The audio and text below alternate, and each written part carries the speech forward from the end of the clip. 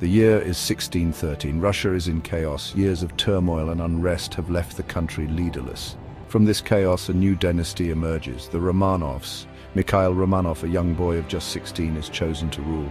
His election marks the beginning of a dynasty that will shape Russia for over 300 years. Mikhail's reign brings stability back to Russia. He ends the time of troubles and lays the foundation for a powerful empire. But it is his grandson, Peter the Great, who will truly transform Russia.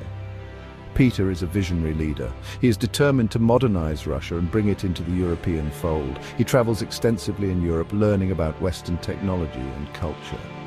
Peter's reforms are sweeping. He reorganizes the army, builds a new capital city at St. Petersburg, and introduces Western customs and fashions. He also expands Russia's territory, waging war against Sweden and the Ottoman Empire. Under Peter's rule, Russia becomes a major European power. Catherine the Great, who rules Russia in the late 18th century, continues Peter's legacy of expansion and modernization. Catherine is a shrewd politician and a patron of the arts and sciences. She expands Russia's borders further, annexing Crimea and parts of Poland. She also promotes education and culture, making Russia a center of Enlightenment thought. The 19th century brings new challenges for the Romanov dynasty. The French Revolution and the Napoleonic Wars sent shockwaves through Europe. Russia is not immune to these forces of change. The Decembrist revolt of 1825, though quickly suppressed, reveals the growing discontent among some segments of Russian society. Alexander I, who leads Russia to victory over Napoleon, is a complex figure. He oscillates between reform and repression.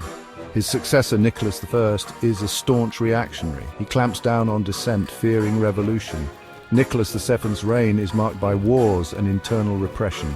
He strengthens the secret police and tightens censorship. Alexander II, Nicholas I's son, is a reformer at heart.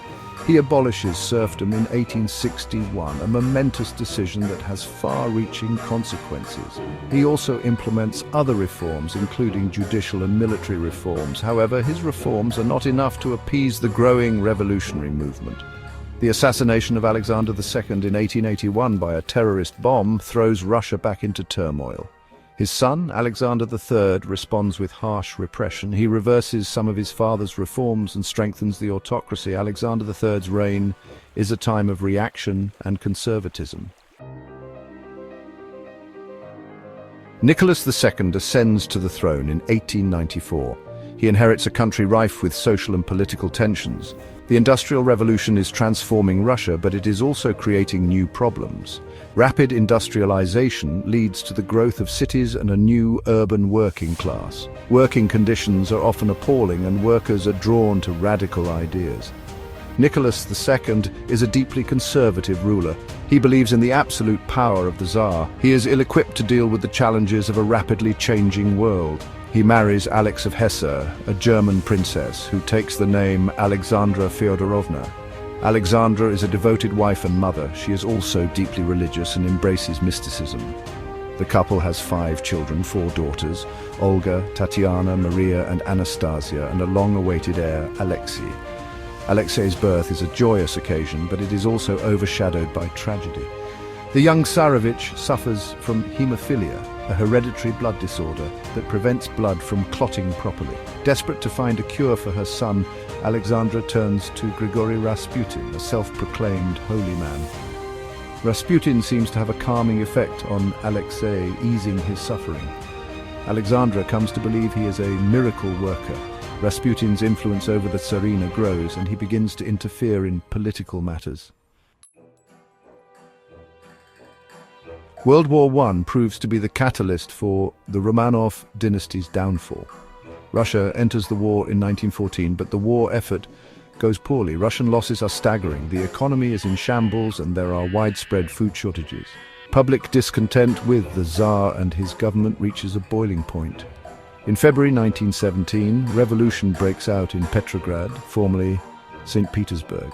Nicholas II is forced to abdicate, ending 3 centuries of Romanov rule. The Tsar and his family are placed under house arrest. They are moved from place to place, their fate uncertain.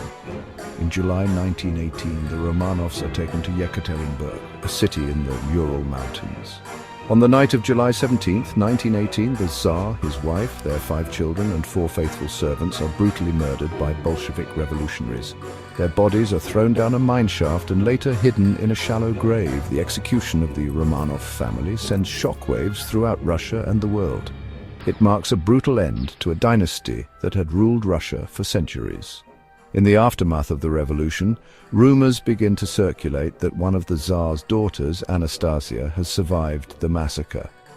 The story of Anastasia's supposed survival captures the public imagination and inspires numerous books, films, and plays.